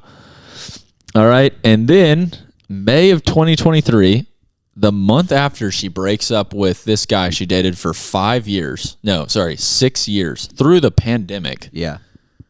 She immediately starts dating none other than Myres' favorite musician of all time, Maddie Healy. I did know they had like a little fling. Oh, That is interesting. That was Maddie recent. Healy is the rebound dude. Honestly, That's she starts dating Maddie Healy. She puts out an album, or she actually put out the album with Bonavera like in 2021. Yeah. She's in her indie era. Yeah. All the while, she's like still dating a guy that she like danced with at an Ed Sheeran concert. So she's, I can see why she's like entering into this like new, phase here. She dates Maddie, who's like the hipster of all hipsters. Yeah. The emo boy of all emo boys. Yeah. 1975 singer, if we haven't mentioned that already. Or the 1975. If you've ever heard the song Chocolate, that's who we're talking about. And then July 2023 till present. 1 month after she breaks up with Maddie Healy. How long were they together? 2 months. Okay. Actually, a little sorry, rebound. 1 month. Yeah, After she dated him for 1 month, and then right after that, she starts dating Travis Kelce. Which is, in my opinion, her best relationship. Honestly, bro. So much bad content has come out of this relationship already. It's fun to watch. I like legitimately sat in a conversation. Crystal Brummett, if you're ever listening to this, I'm talking about you. I legitimately sat in a conversation where someone like logically played out why it made sense for her. Oh yeah, people are deep. Like they were like, deeply she emotionally needs invested. someone who's this way and this way and this way. And I was like, what are you talking about? We don't know anything about her. Like this is, You don't know her. You don't know him. yeah, they were like, she needs, it was like something super personal. It was like, she needs someone that won't like wait around and wait for her. Like she needs someone who will do her own thing. And I was like, that's just like every human being. Every human being needs to not be suffocated. Yeah. Like, Insane. Travis Kelce, though, you could do better, man. They But both. He is. I feel like he is. I don't know that dude she was with for all the years, but from my very surface level understanding of a lot of these other dudes, a lot of them are like super emotional musician guys. So I would argue, or actor guys. So I would argue that this guy seems like the most pretty down to earth, normal, like just kind of bro. You It's know, a change of pace. yeah, for it's sure. definitely a different dating an athlete is probably a different level of like discipline and level headedness compared to some very emotional I'll be totally honest. writers and actors and things. I'll be totally honest with you. If it was a publicity stunt, I'd believe it. Yeah. I mean, you get That get is like something that's hard to understand about like celebrity dating culture is like it does seem like people hop around and like date around for really short periods of time a lot. And then 2, there is like the publicity aspect to it. Yeah, it gets And that's clicks. something that like we would never relate to or understand. It's true. Hmm. They both dress terrible. That's honestly true. Yeah. The So swag is miserable. this is fascinating because like her dating Ed Sheeran would make like so much sense to me. Yeah. Because they're both just like really normal people. I think he's married with kids though. Yeah. Well, not that part of that would be normal, but like you know what I mean. Like Yeah. if she did, like her dating Jake Gyllenhaal makes sense. Yeah. Her dating Travis Kelce makes absolutely no sense to me. Or sorry, I'll put it the other way around. Travis Kelce dating Taylor Swift makes absolutely no sense to me. Like I understand why like a pop singer normal girl would be into an NFL player. I don't understand why like a NFL player would be into someone who like wrote Red. You know what I mean? I feel like I feel like Travis Kelce looks like he'd be into freaking like Rihanna or something like that, like someone who's like a hip hop singer. Interesting. Anyways, so I just looked up Travis Kelce's dating history just so we can run down this rabbit trail a little bit more because I was like, who else has he dated? Yeah. So in 2016, Travis Kelce hosted his own version of The Bachelor called Catching Kelce. Holy cow. Didn't know that. That's on insane. E! Entertainment. He started dating a girl that he met on there called Maya Benberry. That is insane to me that you would host your own dating show to find your own girlfriend. That is wild. Yeah. That's like some He freak needed help. narcissistic energy, in my opinion. Yeah, that's pretty crazy. He is a pretty big fan of himself from what I've seen though. But I guess I'll try and play devil's advocate to myself. It would be kind of funny. I think if I was famous, I would do some like dumb stuff just because it'd be funny. Sure. And I think there is a twist where that could be like, guys, I'm trying to find a girl. Maybe I should just like host a show and let them come to me. Wow. Yeah. I think you should. I would not. I mean, I'm married. That's not on the table. Well, but you should have done that. I should have. Anyway, so he dates that girl that he met on the show. From my understanding, for about 5 months in 2016. Yeah. Then 2017, he starts dating Kayla Nicole. I don't know how that is. Let's see. They attended the reason. Oh wait, they dated from 2017 until 2022. They dated for a long time. Another long on again, off again. A sports broadcaster and a model. I've never heard of her, and she's a sports broadcaster. But anyways, Kayla Nicole. They broke up for the first time in August of 2020. They got back together, but then they broke up again in May of 2022. Yeah. So she's an on-camera host for like fitness, she's a bit of a fitness influencer. She's a on-camera host for like TMZ kind of broadcasts. And then from 2022 until 2023, he dated a girl named Zuri Hall. Don't know who that is either. Let's see. Access Hollywood correspondent, another like blogger. Strange. Or not blogger, but like celebrity blogger. Yeah. And then in 2023, he starts dating Taylor Swift. That's why it's just a little bit creepy to me. He dates 2 like Access Hollywood people in a row, and then he like dates like the most famous person alive. Where do you think they met? Where do you think they got connected? I'm sure the origin story exists. Surely, yeah. Online. Let's see. Taylor and Travis have been quietly hanging out, an insider shared with the outlet. She saw him when she was in NYC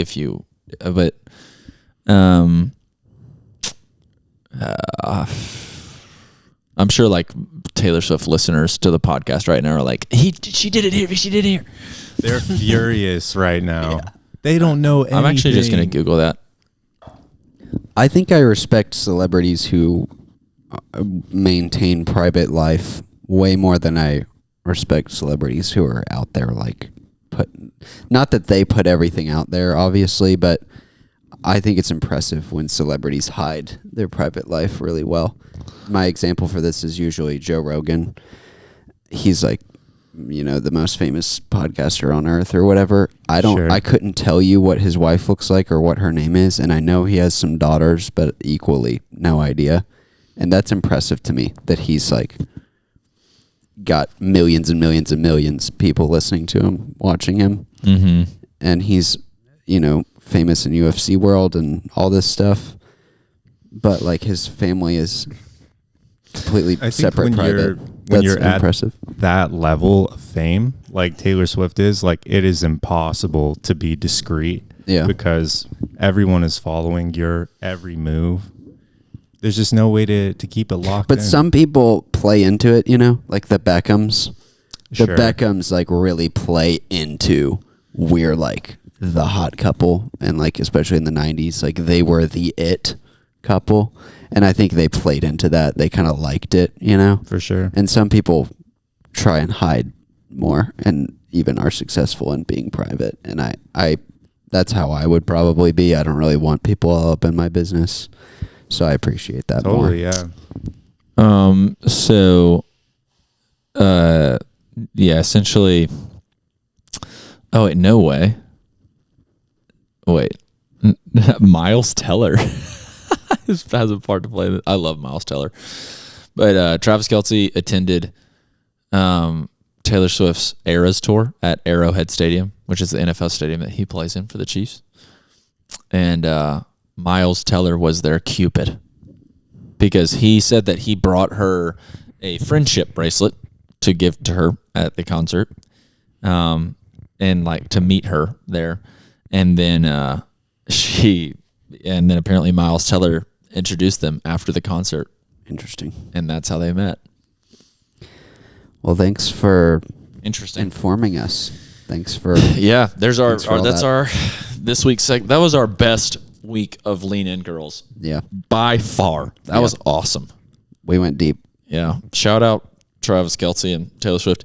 Tucker, Hey, there's another section or another segment that we do, and I think we should probably come up with a better name. But it's called "What Store Would You Have?" What store would And you have? I think I would really like to ask you if you had a storefront. Two parts: where would it be, and what would it be? This is a great question. I have two answers. This is unlimited budget as well. Okay. Yeah. Money, no object. Perfect. I have two answers for this. If I had a shop here in Birmingham, I would just find the best, oldest warehouse I could find with like original brick patina, and I would just like load it up with vintage, and I would load it up with furniture, and I would let things breathe. I would let things have some room, some space to live. Can I propose a space? Sure. The U-Haul downtown. My favorite building. That's my favorite building in downtown, but it's a U-Haul. It's such a freaking crazy. bummer that a U-Haul is in that building. It is. It's super sad. And I just discovered that building when I rented a U-Haul back in October. Yeah. And For was just your like, storage unit? no, sadly. If I had a storage unit there, I might just move in. For listeners who don't know, if you're downtown Birmingham, you're going, I don't really know how to describe where it is. If you're going north on 31, right before you hit the big interchange, there's a building off to the right, and it's this beautiful old brick warehouse. And it's got like this elevated part up in the middle with windows on each side to give like natural light to the center of the building. And it's a U-Haul for an unknown reason. But Just it is a ton of storage units and a ton of like trailer storage. Yeah. you Cheap can rent. property. and there's a water tower that says U-Haul on it, I think. There is. But that is, in my opinion, and apparently in Tucker's opinion as well, probably the coolest building in downtown Birmingham. And we are sad that it is only used as a U-Haul. They manufactured like steamboat engines in there. And Whoa. also like various metals and whatnot. Iron City. Come on. Hey, come You on. know what they say. But You that know what they building- say. Be ham. Ham, Magic City, which doesn't relate to me. Doesn't check out. Nah, it doesn't make sense. But ideally, I would love a giant warehouse where I could put a bunch of amazing clothing. It wouldn't be super practical because I don't know how well the shop would do here. We wanted to open up a shop actually, and my friends and I were like sitting down and like trying to plan it out. And after talking to many people in town who had tried to do a similar thing before, it didn't sound super promising, and didn't really want to take the risk. Yeah. Right now, at least. So Yeah. decided against it. That's why I have a storage unit now. But yeah, it'd be a clothes shop. It'd be a furniture shop. All the like good little accessories would sell that too. Sell some coffee, Absolutely. some tea, matcha. That's actually like a great way to like split your space and run a business is if you can have like another business Yeah. occupying. Diversify revenue streams. Exactly. But Great business terminology, Stephen. Thank you. But then like the other the other shop I would have would probably like be in. Wow, I have like 5 different scenarios. Can I guess? Bushwick. No. You know it would be, bro. No. I would want to be in like Paris or I was gonna say somewhere in Europe or like Italy. There's honestly like I've never been more like blown away going in this like little tiny shop in Marfa actually of this old lady who just collects the best like Navajo blankets.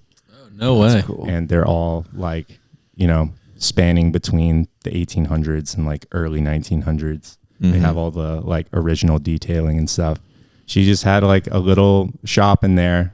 You know, I don't know how many blankets she's selling, you know, but she just seemed like really stoked that I walked in and was like showing me all the details and like how to date blankets and stuff, and really took the time to like educate me. Yeah. That's so cool. And I love shops that do that have that sort of like personal feeling to them, which is kind of tough to do on like a large scale. Yeah. But I would want to shop like that in one of my favorite cities, Marfa, Milan, Paris, something like that. Wow. That's a good answer. Yeah. I'd shop in it. I'm trying to think if I've ever been into a vintage shop that I feel like all vintage shops are kind of the same. I'm trying to think if there's any like standouts. There's always like some dude in the back that assumes that you're trying to rip him off. They have their inventory like piled up to the ceiling, like behind a curtain. Yeah. Always. There's always like one step like past, like there's like TikTok rap, and then right past that there's like another type of rap that's like super culturally relevant, but not necessarily like TikTok rap. Yeah. That music's always playing in there. Oh, so you're Like- going in like 80s, 90s sort of. Yeah, just like the I'm majority of a envisioning- vintage shop, I'm it would be. envisioning Little 5 Points in Atlanta. Oh, That's sure. kind of There's what like I have in my head. there's like a cutout of Michael Jordan or Jeff Gordon or something like that. Okay, see, like my vision of like a vintage shop would be like super old signs on the wall and like people carrying like 1920s jackets and whatnot. Like Yeah, those are your- like your- hanging on the wall, but that's a little bit more like an old head shop, you know? Yeah. Yeah. Way more upscale. Totally. Like And tons of military. I kind of think I have a vision of that, and that seems sick. Yeah, if I went into I think that was what I was gonna get to, is like if I walked into a vintage shop that wasn't like you have to be like a rapper to shop there, like I'd be like, oh shoot, this is kind of cool, you know? Like legitimately, it's like kind of like an antique store. Yeah. Like antique stores are kind of that. If you go into a good one, you'll be walking through an antique store, and then like sometimes you'll pass a booth. I don't know how much y'all antique. I antique for fun. That's what I do whenever I'm alone, like I on do a Saturday, from time like to time, yeah. almost every day. and I was gonna say that's Tucker. That's You Tucker like- to a T. you like walk by, and there'll be like some people that'll have just like the most trendy mid-century modern crap, and then they'll put it up there. They'll get a chair that's like a dupe of a Herman Miller, and they'll be like 7,000, Yeah. and you're just like, no one will ever buy this here, you know. The And then- saddest thing I've seen recently at an antique shop was people love to throw MCM, like just throw that tag on anything. And I turned the lamp around and there was a USB port on the back. And it was like an MCM. It was like lamp. MCM 60s lamp. And What it had does MCM mean? mid-century mid-century modern. modern. But that's like the classic, like people that run estate sales. Yeah. They're just like, yeah, we'll throw MCM on that. Maybe Yeah, somebody will buy it. Mid-century modern is like a term that means like from the middle of the century, like the middle of 1900s, so like 1950s. So the first time that like modernism came over to America from Germany, like pretty much, and like so if you ever think about like the Incredibles, like their home they live in, or like the Jetsons, or I'm trying to think of it like a really normal example, but If you are into architecture at all, it'd be like Frank Lloyd Wright. Would be Yeah. kind of one of the pioneers of that. Shout out the Bauhaus pioneer of that as yeah. well. Yeah, maybe one day, whenever we have these, like we're thinking about adding other podcasts. Like these are going to come out on Fridays, but putting other podcasts like a Monday and a Wednesday. and those can be like topical. Yeah. And that would be a fun one, like Yeah, an rad. architecture topical. Totally. But I anyways, would like that because I'd have to do more research and learn more about architecture, and I don't do that as much as I would like to. yeah, it'd be pretty crazy if we were able to just sit here and talk about architecture the whole time. That would be cool. I know, like if we did that for this, I feel like we'd be boring people. But No, anyways, that's not the point of this. yeah.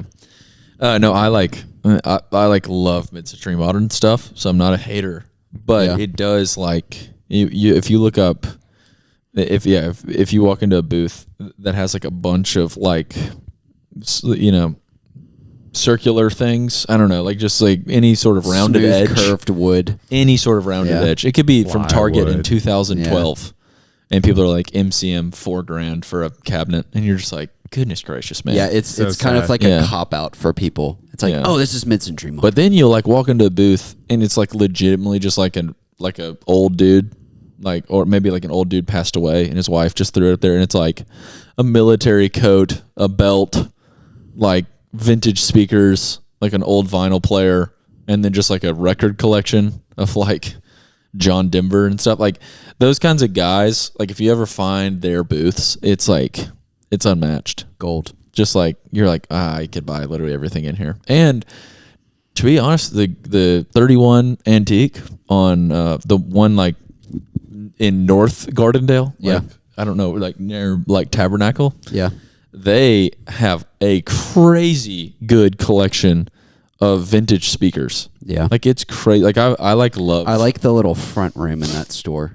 You Yeah. know what I'm talking about? You kind of walk in and then you have to go back to the right. That's a little like yeah. tea vibe, like a British tea vibe. Yeah, there's a lot of cool Yeah. like glassware and stuff back there. Mm-hmm. But yeah, if you're like looking for cups or mugs or like knickknacks or Christmas gifts or something like that place is so good. I go there on my lunch break every now and then Yeah. if it's like Christmas time and I need to shop or But Claire's downstairs birthday or something. downstairs in the corner, there's no windows down there, so I don't know which corner it is. But down there in the corner, there's like this dude just constantly restocks like amazing vintage speakers. Yeah. He's on the hunt, man. Yeah.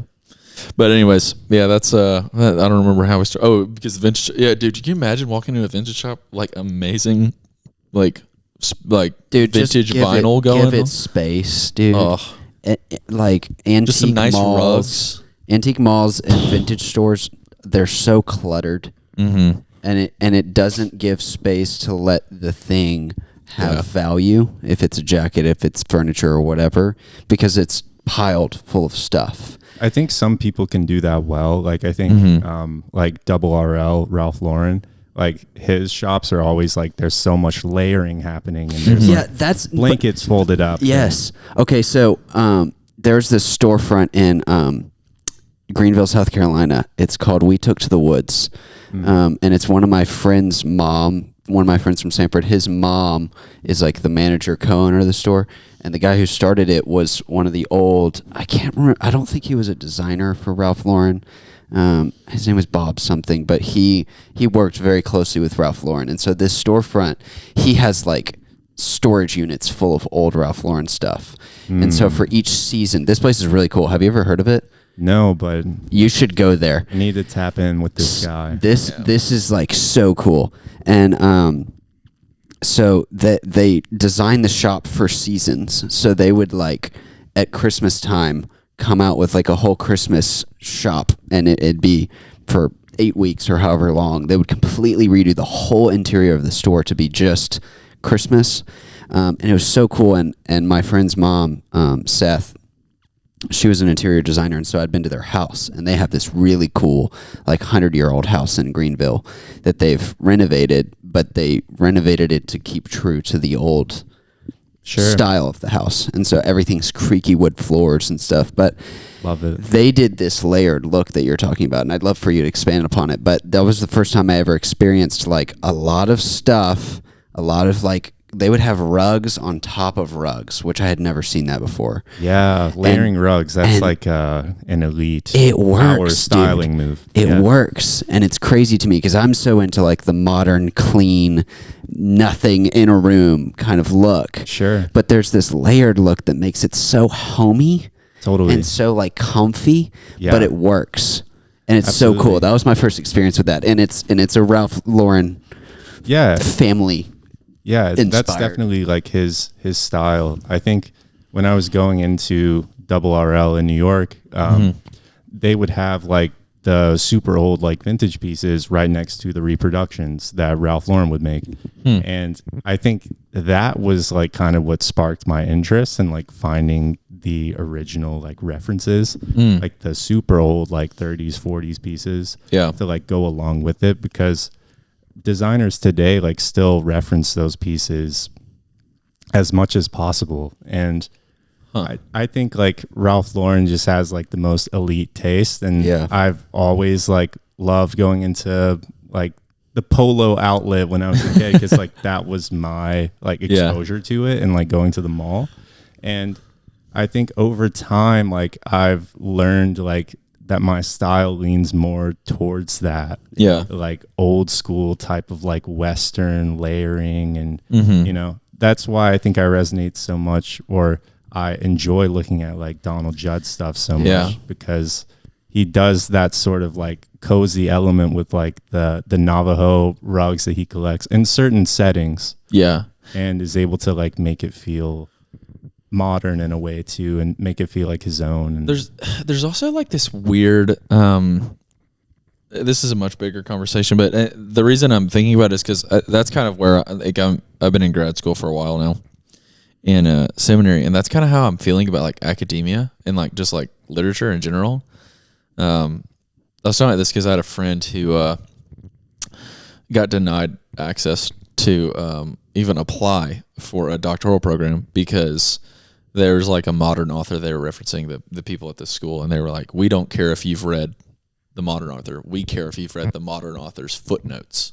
Like essentially like what this guy, this like legendary modern author, what did he read to come to this conclusion? Because like you need to be like if you're going to be doctorally, like if you're going to be a doctor of this, you need to not associate as like a student of authors, like modern authors. You need to associate as like a modern author, you know? And that would like have me thinking, and yeah, essentially like I like there's like this respect I have gained for a lot of like old dead people, essentially, because like especially when you think about like reference pieces for Ralph Lauren, like the way they were making clothing in the 20s and the 30s was just so much better than it is now. And I think just in general, like a lot of people like probably are still fooled into thinking that we've like developed as a people and stuff. I would definitely say I'm pretty freaking convinced that we've digressed as humans, considering like Stanley Cups are what like people talk about. And like, there's nothing wrong with Stanley Cups, but like, there's just like this level of like, I would argue it's a good thing that humanity has progressed to the point where the middle class is the majority of humanity, because it means that not many in people, America, even it's getting to the point where that's the majority of the world. There are still pockets of poverty, but there's potential that by the time we die, like poverty won't be a widespread problem of the world. And so that's a good thing. That's a good thing that people can afford to live and eat and all of that. However, the con is now people have money to spend. That's what happens when you get to the middle classes. You have your basic needs met and you have some, so then you can spend. And that's what has perpetuated consumerism to the level that it's at today, where there's so much money to be made in making things for people. But now there's so much money to spend, products can become cheaper, quality goes downhill because you're trying to maximize profits, if that makes sense. And the way you maximize profits is you sell more and more and more. That is a way that we have digressed. Yeah. Absolutely. That's so interesting. And it's like this is a good thing that we have more money and we can all live and eat and breathe and have healthcare and whatever, but it also means that we've kind of stabbed ourselves in the foot a little bit, and we might be overlooking It's quality. I heard on a podcast recently, like someone who was like working pretty closely like at Double RL and stuff with Ralph Lauren was like, a lot of times like it'd be a $700 jacket that they've referenced and have sourced the best material for.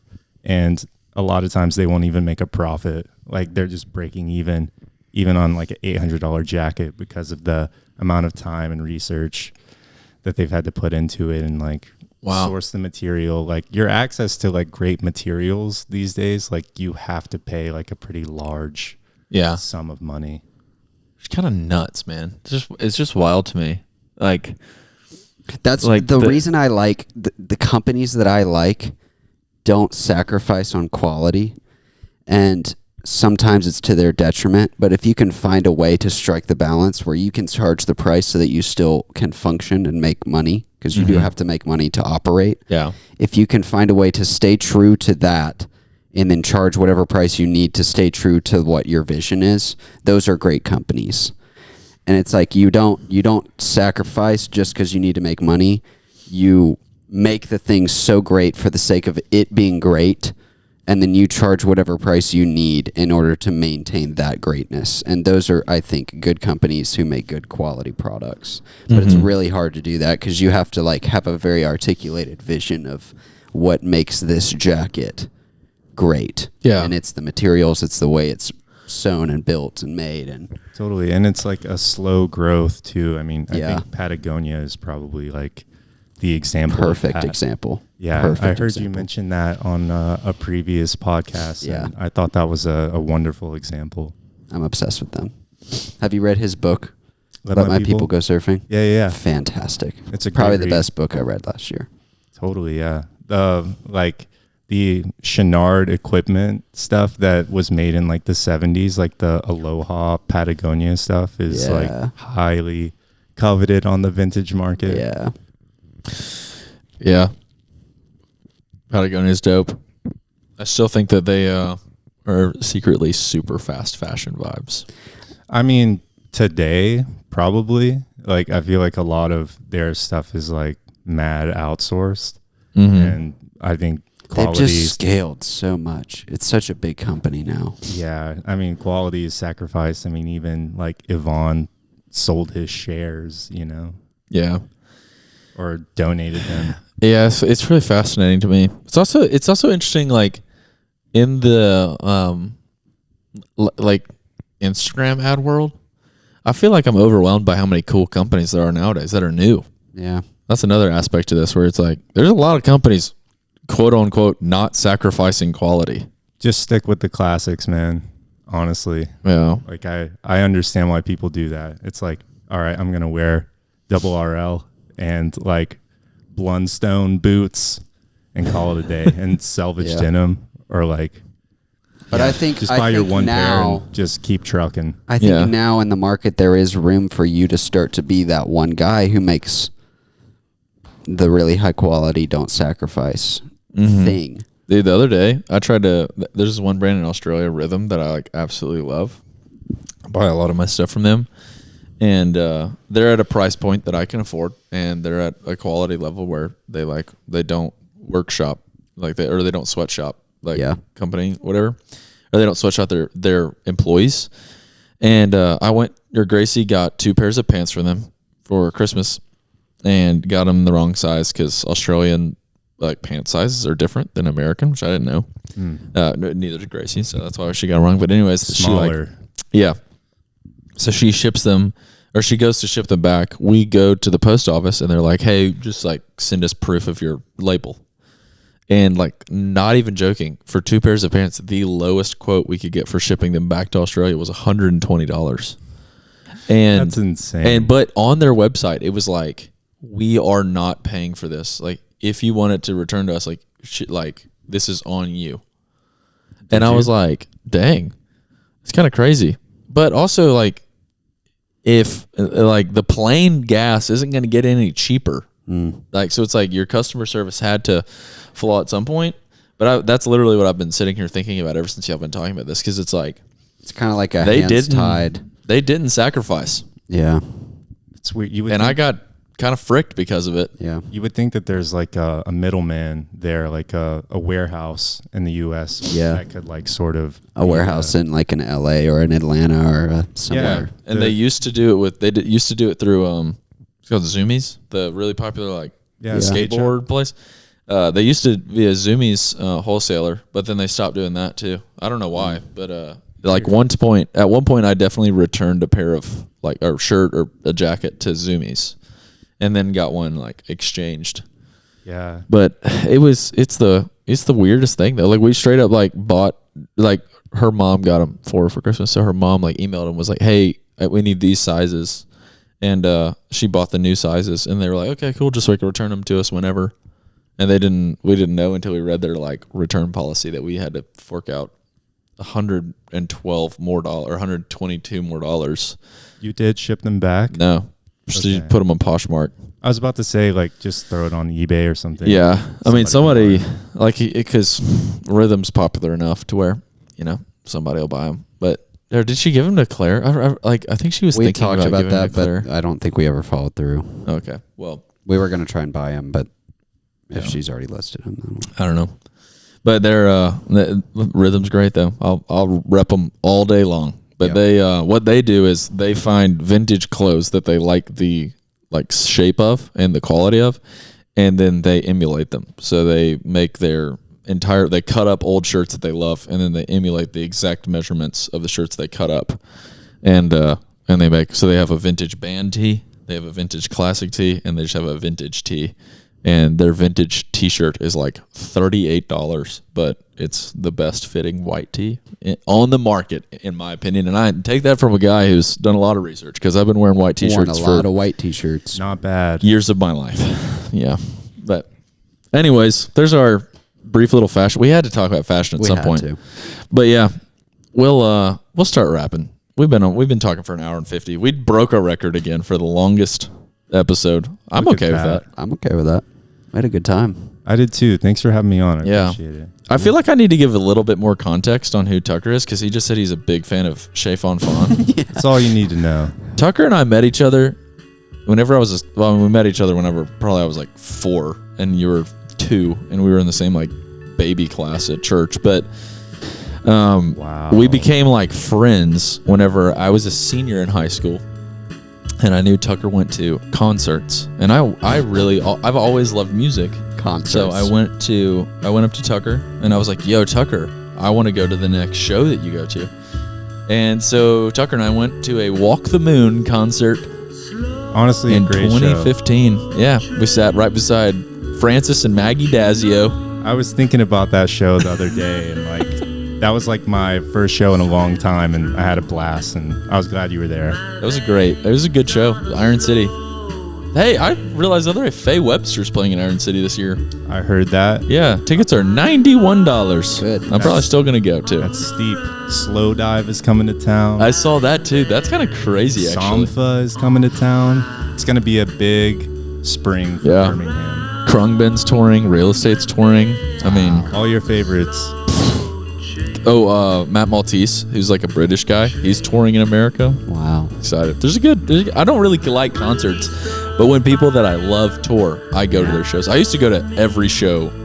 I used to go to every show that came to Birmingham. Yeah. Nowadays it's like just stand in the back, hear the hits, and then bounce. Just boogie a little bit. Yeah. Real. You know. But anyways, Tucker and I became friends then, and of my friends in Gardendale, there's like 2 guys that I still talk to, and Tucker's one of those guys from just childhood best friend. And I admire so many things about you.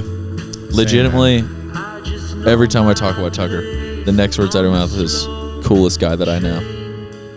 In every way. Very sweet, man. You're awesome. He doesn't carry any water bottle except for one glass water bottle. He doesn't drink any liquid besides water. He actually drank tea today, so watch out, America. Look out. I'm on the matcha train. I will say I have one bone to pick with Tucker, and he knows how much I love coffee, and he never accepts coffee from me. But then whenever he went to Italy, he drank coffee. I did. I felt like I had to, you know. Did you ever feel like you were cheating on me, like while you were doing it? I did, because I was like, I know how much it means to you, so.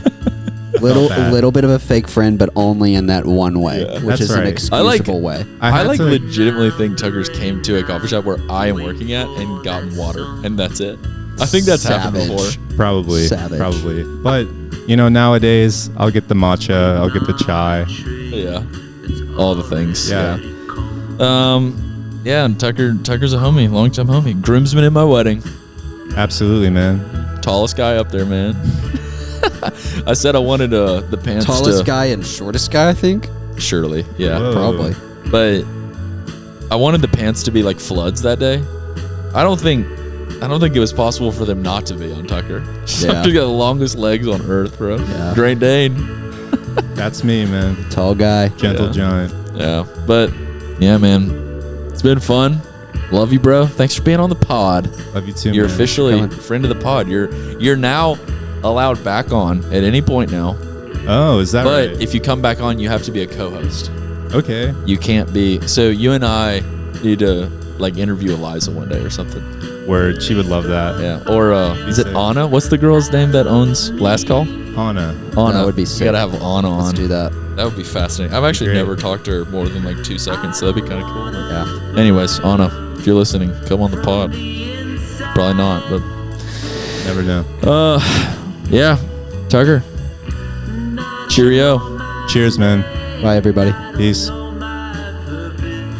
Welcome to the secret segment of the podcast where we talk about secret things that only people that wait till the secret segment get to hear. Today's secret segment, we're going to be talking about one thing and one thing only. And that is, when you were in New York,